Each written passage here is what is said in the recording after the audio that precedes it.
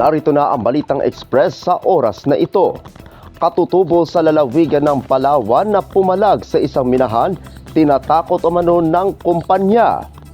Nakatanggap umano ng pananakot ang mga katutubong Palawan sa Brooks Point, Palawan mula sa pamunuan ng Calmian Nickel Corporation matapos silang harangan ang tinatangkang pagmimina ng kumpanya sa kanilang lupaing ninuno. Ayon kay Celso Paida, panglima ng mga katutubo, tinatakot silang kakasuhan ng kumpanya dahil sa pagtatayo ng barikada sa Sitio Linaw na humaharang sa pagpasok ng kanilang mga kagamitang pangmina na nagsimula kahapon. Iginiit ni Paida na sa kanyang pagkakaalam, wala pa umanong kaukulang permit para sa exploration at mismong pagmimina ang nasabing kumpanya mula sa Brooks Point LGU. Sinubukan din umanong lokohin ng mga kinatawan ng minahan ang mga katutubo nang sabihing ang umiiral na 50 taong mining moratorium ay epektibo lamang sa Mindanao at hindi sakop ng lalawigan ng Palawan.